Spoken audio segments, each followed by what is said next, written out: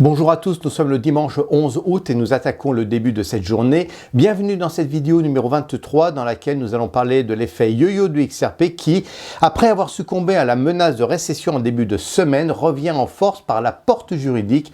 Nous allons bien sûr parler de la décision de la SEC. Nous allons voir surtout les limites que cela pose dans la gestion de notre portefeuille et essayer d'en tirer des perspectives d'investissement comme nous le faisons maintenant depuis presque 6 mois.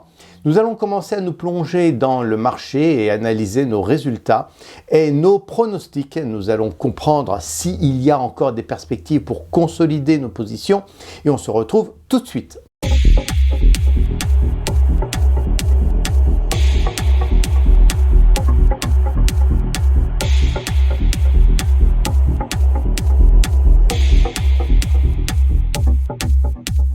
Et comme nous le demande, nous nous plongeons tout de suite dans le marché et nous observons que le seuil de 0,45 centimes d'euros, 0,45 euros, a bien été atteint, en particulier suite à l'échec pour les États-Unis à créer un nombre d'emplois suffisant. Et si l'on comprend que les taux d'intérêt sont élevés aux États-Unis, que l'inflation est risquée et un peu élevée aux États-Unis et que les emplois ne sont pas suffisamment créés, il y a ainsi une menace de crise économique, de récession. Le XRP étant une commodité, nous le disons souvent, il doit donc baisser. Le prix doit baisser dans ces conditions et dans ces circonstances puisque la récession signifie que les transactions bancaires doivent également baisser et diminuer. La demande de XRP, donc, évidemment, baisse. Nous avons ainsi atteint le seuil de 0,40 euros, le prix du jeton, au moment où nous avons fait face à cette menace. Le RSI atteignant un seuil de 20 points, on a alors encouragé la prise de position sur ce prix-là. Il faut préciser qu'il y avait très peu de vendeurs durant la nuit, tel que cela a été constaté dans le canal Discord mis en place pour assurer le suivi des vidéos.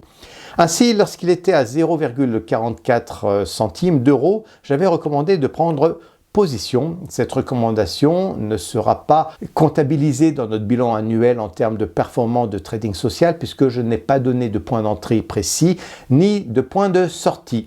Mais j'ai noté que vous avez suivi mes recommandations en faisant un sondage rapide et je vous en remercie. Et vous avez pu ainsi regagner quelques points en tout cas jusqu'au seuil de 45,5 centimes le prix du jeton. Et puis, il y a eu la décision de la SEC qui finalement a été publiée dans la nuit du 6 au 7 août. Et ce point va être un peu développé durant la deuxième partie, mais ce que je veux déjà dire, c'est que même si cette décision a été présentée comme une victoire de Ripple contre l'administration américaine, l'entreprise Ripple doit toutefois payer 125 millions de dollars américains. Mais ce n'est pas la seule contrainte que Ripple doit faire face dans cette décision et qui mérite notre attention. Sur le plan du marché, il est important de comprendre, pour savoir ce qui s'est passé sur le XRP au moment de la décision, il est important de comprendre ce que cette décision signifie. Et puisque le Bitcoin et le XRP sont tous les deux des cryptoactifs, on va donc faire une analyse comparée. Le 6 août, donc, nous avons la situation suivante. Le prix transactionnel est à 54 520 dollars américains pour un jeton Bitcoin et puis 49 centimes de dollars américains pour le XRP.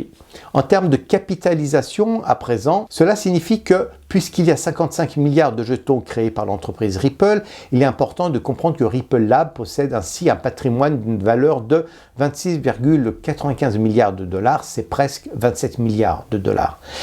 Et puis le lendemain, nous avons une rumeur de bonne santé économique qui revient dans l'actualité. Ainsi, une bonne partie des pertes sont épongées, ce qui correspond à une hausse en parallèle pour les deux jetons de 9,7%, presque 10%. La valeur de la capitalisation sur XRP est donc de 29,15 milliards de dollars. Et par la suite, voici la publication de la décision du juge Torres de New York qui conclut que Ripple Lab n'a pas à payer les 2 milliards de dollars de pénalité requis par la SEC, que Cette pénalité s'établit désormais à 125 millions de dollars. Cela signifie que l'administration américaine peut très bien faire appel de cette décision. Mais en tout cas, cette décision étant déjà publiée, c'est suffisant pour que le marché réajuste sa considération sur le jeton, c'est-à-dire que le sentiment face au XRP est que Ripple récupère 1,875 milliards de dollars américains qui fut considéré comme un manque à gagner. Ce qui permet au jeton de se recapitaliser à 31 milliards de dollars et ainsi établir un prix sur le XRP de logiquement 0,5640 dollars le jeton. Alors, en termes d'euros, cela donne une valeur de 0,5175. Or, c'est exactement le prix estimé par les investisseurs au jour de la publication de la décision. Vous constatez l'euphorie spéculative que la décision du juge Torres a déclenchée. Le prix du jeton est donc monté jusqu'à 60 centimes d'euros, c'est-à-dire le point le plus haut depuis les 6 derniers mois. Nous sommes exactement par la suite au seuil du court pivot. Il finira par se poser au plus bas sur son prix effectif, c'est-à-dire à 0,56 dollars et 40 millièmes d'unité de centime. Alors à ce jour, nous ne sommes pas plus haut dans les prix du XRP. Et la question est de savoir pourquoi, quelles sont les raisons de cette pause dans l'euphorie. J'avais présenté dans la vidéo numéro 11 le fait que l'euphorie est déclenchée lorsque le tribunal de New York avait établi que le XRP n'était pas un titre, mais une commodité.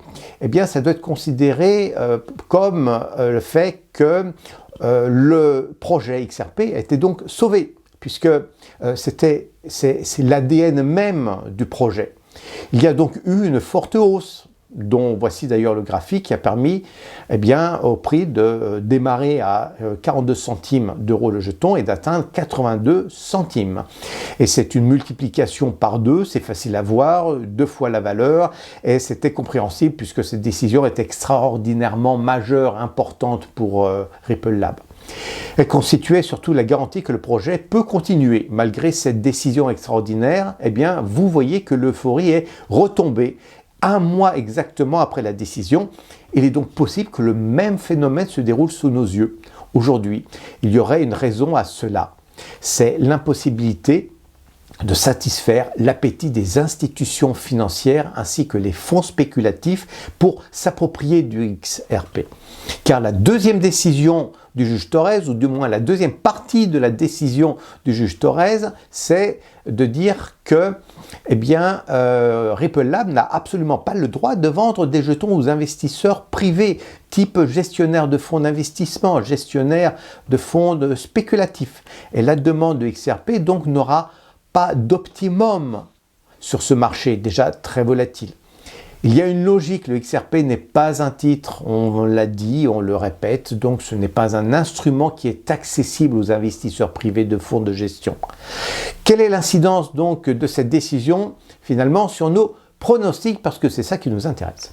Vous le constatez, notre modèle nous demande d'être attentif à un revirement de tendance suite à l'échec de produire autant d'emplois aux États-Unis qu'il était espéré. Nous sommes donc entrés dans un momentum baissier de manière mais quasi automatique.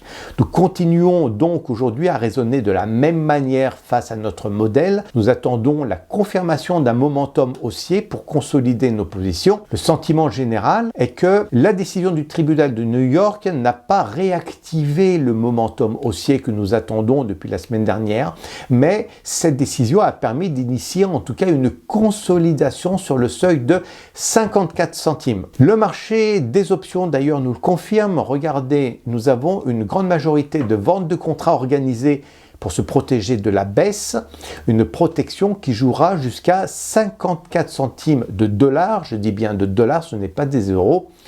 Et vous voyez que nous avons ici 120 000 contrats signés et puis une sorte de sas de sécurité un peu plus bas établi à encore 50 centimes de dollars pour verrouiller la baisse, on va dire, de seconde zone. Je me suis aperçu à travers les discussions que j'ai pu avoir avec les membres du canal Discord que vous avez tous des positions ouvertes en ce moment. Alors cela signifie que vous souhaitez consolider vos positions au meilleur moment, je le comprends. Je ne peux que vous encourager en tout cas à attendre le meilleur moment pour le faire, il n'est pas encore là. Il sera présenté en tout cas sur le canal Discord. demande dans la section les trades et leur progression. Je vous invite donc à vous abonner et ainsi bénéficier de toutes ces informations. Voilà donc la présentation que je souhaitais vous offrir pour cette semaine. Je vous souhaite un bon week-end et à la semaine prochaine. Au revoir.